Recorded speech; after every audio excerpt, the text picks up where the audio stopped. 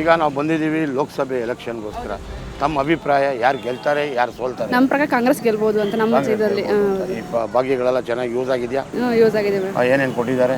ನಮಗೆ ಅಕ್ಕಿ ಬಗ್ಗೆ ಕೊಟ್ಟಿದ್ದಾರೆ, ಗೃಹಲಕ್ಷ್ಮಿ ಕೊಟ್ಟಿದ್ದಾರೆ, ಗೃಹ ಜ್ಯೋತಿ ಕೊಟ್ಟಿದ್ದಾರೆ, ಎಲ್ಲ ಬಗ್ಗೆ ಕೊಟ್ಟಿದ್ದಾರೆ ಸರ್. ಫ್ರೀ ಯೂಸ್ ಆಗಿದೆ. ಆದರೆ ಈತ ಫ್ರೀ ಅಂತ ಕೊಡಬಾರ್ದಿತ್ತು. ಯಾವುದು ಇದು ಬಸ್ ಫ್ರೀ ಎಲ್ಲ ಕೊಡಬಾರ್ದಿತ್ತು. ಅದು ಏನು ಕೊಡ್ಬೋದಾಗಿತ್ತು? ಏನು ಕೊಡ್ಬೇಕು ಈಗ ಸ್ಕೂಲಿಂದ ಕಾಲೇಜಿಂದ ಎಲ್ಲ ಫ್ರೀ ಎಲ್ಲ ಕೊಡಬೇಕಾಗಿತ್ತು. ಥ್ಯಾಂಕ್ ಯು, ಧನ್ಯವಾದ. ತಮ್ಮ ಅಭಿಪ್ರಾಯ? Sir Congress sir. ಏಕೆ ಸರ್ 5 ಗ್ಯಾರಂಟಿ ಕೊಟ್ಟಿದ್ದಾರೆ. ಓಕೆ.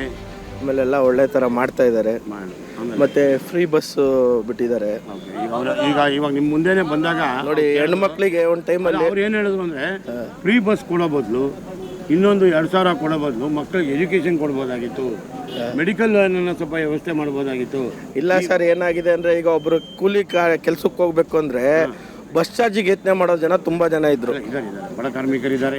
ಒಂದು ಗಾರ್ಮೆಂಟ್ಸಿಗೆ ಬೆಂಗಳೂರಲ್ಲಿ ಒಂದು ಗಾರ್ಮೆಂಟ್ಸಿಗೆ ಬೆಳಗ್ಗೆ ಹೊತ್ತು ದುಡ್ಡಿಲ್ಲ ಅಂದರೆ ಒದ್ದಾಡೋರು ಕೆಲಸ ತುಂಬ ಜನ ಇದು ಮಾಡಿದ್ದಾರೆ. ಅದಕ್ಕೆ ನಮ್ಮ ಸರ್ಕಾರ ಒಳ್ಳೇದು ಮಾಡಿದೆ ಅಂತ ಖುಷಿ ಪಡ್ತೀವಿ ಸರ್. Thank you. ನಮ್ಮ ಅಭಿಪ್ರಾಯ? ಬಿಜೆಪಿ ಗೆಲ್ಲುತ್ತೆ ಸ್ವಾಮಿ. ಬಿಜೆಪಿ ಗೆಲ್ಲುತ್ತೆ. ಇದು ಮತ್ತು ದೇಶ ಭದ್ರತೆಗೋಸ್ಕರ ಬಿಜೆಪಿ ಹಾಕಬೇಕು. ಇಲ್ಲ ಅಂತಂದರೆ ಈ ಕಾಶ್ಮೀರ ಐತಲ್ಲ ಹಂಗಾಗುತ್ತೆ ಅಷ್ಟೇ. ಹೌದಾ ಸರ್? ನಮಸ್ಕಾರ. ತಮ್ಮ ಅಭಿಪ್ರಾಯ? ಈಗ ಲೋಕಸಭೆ ಎಲೆಕ್ಷನ್ ಇದೆ, ಯಾರು ಗೆಲ್ತಾರೆ, ಯಾರು ಸೋಲ್ತಾರೆ? ನಮಗೆ ಪಾಲಿಟಿಕ್ಸ್ ಎಲ್ಲ ಅಷ್ಟು ಇಂಟ್ರೆಸ್ಟ್ ಇಲ್ಲ ಸರ್. ಅಲ್ಲ, ಏನಾದರೂ ಯಂಗ್ಸ್ಟರ್ಸ್ ಎಲ್ಲ ನೀವೇ ತಾನೇ ಮುಂದೆ ತರೋದೆಲ್ಲ. ಯಾರು ವಿನಾಗ್ಲಿ ಬಿಡಿ, ನಮಗೇನಕ್ಕೆ. ನಮ್ಮ ಅಭಿಪ್ರಾಯ ದೇಶದಲ್ಲಿ ಮೋದಿ ಬರಬೇಕನ್ನೋದು ಆಸೆ. ಮೋದಿ ಬರಬೇಕು. ಕಾರಣ? ದೇಶದ ವಿಶ್ವ ನಾಯಕ ಗುರು ಅಂತ ಈಗ ಅವ್ರನ್ನ ಗುರುತಿಸಿದ್ದಾರೆ. ಹಾಗಾಗಿ ದೇಶದ ರಕ್ಷಣೆಗಾಗಿ ಹಾಗೂ ದೇಶದ ಉಳಿವಿಗಾಗಿ ನಾವು ಮೋದಿನ ಆಯ್ಕೆ ಮಾಡಲೇಬೇಕಾಗುತ್ತೆ. ಅಮ್ಮ ನಮಸ್ಕಾರ. ಹೇಳಿಮ್ಮ, ನಿಮ್ಮ ಅಭಿಪ್ರಾಯ? ಈಗ ಲೋಕಸಭೆ ಎಲೆಕ್ಷನ್ ಇದೆ, 26ನೇ ತಾರೀಕು. ಏನಿಲ್ಲ, ಮೋದಿನೇ ಬರಬೇಕು. ಸೆಂಟ್ರಲಲ್ಲಿ, ಸ್ಟೇಟಲ್ಲಿ ಮಾಮೂಲಿ ಕಾಂಗ್ರೆಸ್ ಇದೆ, ಇರಲಿ. ಸೊ ಕಾಂಗ್ರೆಸ್ನೂ ಮೆಚ್ಕೋತೀವಿ, ಬಿಜೆಪಿನೂ ಮೆಚ್ಕೊಳ್ತೀವಿ. ನಮ್ಮ ಅಭಿಪ್ರಾಯ, ಅಭಿವೃದ್ಧಿ ವಿಚಾರಕ್ಕೆ ಕೆಲಸ ಮಾಡುವಂಥ ವ್ಯಕ್ತಿ ಗೆಲ್ಲಬೇಕು. ಹಾಗಾಗಿ ಹಿಂದೆ ಕೆಲವೇ ದಿವಸದಲ್ಲಿ 20 ತಿಂಗಳು ಏನು ಜಯಪ್ರಕಾಶ್ ಹೆಗಡೆ ಅವರು ಸಂಸದರಾಗಿದ್ದರು. ಇವತ್ತು ಚಿಕ್ಕಮೂರು, ಕಡೂರು ಮತ್ತು ಮೂಡಿಗೆರೆ ರಸ್ತೆ ಆಗ್ತಿರೋದಕ್ಕೆ ಮೂಲ ಕಾರಣಕರ್ತರು ಅವರು. ಹಿಂದೆ ಆಸ್ಕರ್ ಫರ್ನಾಂಡಿಸ್ ಇದ್ದಾಗ ಶಂಕುಸ್ಥಾಪನೆ ಮಾಡಿಸಿದ್ರು. 10 ವರ್ಷ ಆದರೂ ಕೂಡ ಶೋಭಾ ಕರಂದ್ಲಾಜೆ ಅವರು ಪೂರ್ಣಗೊಳ್ಳುತ್ತಿಲ್ಲ. ಇವತ್ತು ಬಿಜೆಪಿಯವರೇ ಗೋಬ್ಯಾಕ್ ಶೋಭಾ ಅಂದರು. ಬಿಜೆಪಿಯವರು ಏನಿದ್ರು ಕೆಲಸ ಮಾಡೋದಕ್ಕಲ್ಲ.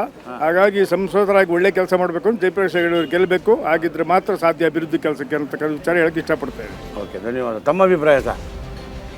ಕಾಂಗ್ರೆಸ್ಸಲ್ಲಿ ಒಳ್ಳೆ ಲೀಡ್ರ್ ಇಲ್ಲ, ಅದಕ್ಕೋಸ್ಕರ ಮೋದಿಜಿ ಅನ್ನೋದಷ್ಟೇ. ತಮ್ಮ ಅಭಿಪ್ರಾಯ ಸರ್? ಈಗ ರಾಜ್ಯದಲ್ಲಿ ಸಿದ್ದರಾಮಯ್ಯನವರು ಅನೇಕ ಕೊಡುಗೆಗಳನ್ನ ಕೊಟ್ಟಿದ್ದಾರೆ.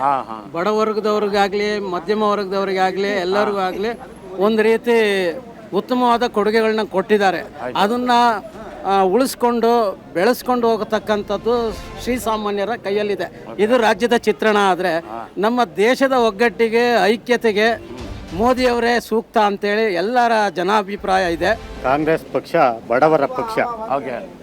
ಎಲ್ಲ ವರ್ಗದವ್ರನ್ನು ನೋಡಿ ಸಮಾನತೆಯಿಂದ ಬಾಳ್ತಕ್ಕಂಥ ಪಕ್ಷ ಕಾಂಗ್ರೆಸ್ ಪಕ್ಷ. ಅದರಿಂದ ಜಯಪ್ರಕಾಶ್ ಹೆಗಡೆ ಒಳ್ಳೆ ವ್ಯಕ್ತಿ. ಅವರ ವ್ಯಕ್ತಿತ್ವಕ್ಕೆ ನೋಡಿ ನಾವು ಓಟನ್ನು ಕಾಂಗ್ರೆಸ್ ಪಕ್ಷಕ್ಕೆ ಹಾಕಬೇಕು. ರಾಹುಲ್ ಗಾಂಧಿ ಅವ್ರನ್ನ ಪ್ರೈಮ್ ಮಿನಿಸ್ಟರ್ ಮಾಡಬೇಕು ಅಂತಿದ್ದೀರಾ, ಖರ್ಗೆ ಅವ್ರು ಮಾಡಬೇಕು ಅಂತಿದ್ದೀರಾ? ಖರ್ಗೆ ಅವರು ಹಿರಿಯ ರಾಜಕಾರಣಿ, ರಾಹುಲ್ ಗಾಂಧಿ ಯುವಕರು. 2 ಜನ ನೋಡಿದ ಮೇಲೆ ನಾವು ಯಾರಿಗೆ ಉತ್ತಮವಾಗಿ ಯಾರ ಒಬ್ಬರಾದರೂ ಅನುಕೂಲ ಇರ್ತದೆ.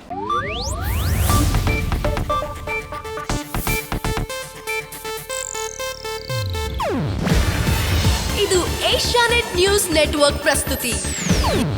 ನೀವು ನೋಡ್ತಿದ್ದೀರಾ ಏಷ್ಯಾನೆಟ್ ಸುವರ್ಣ ನ್ಯೂಸ್.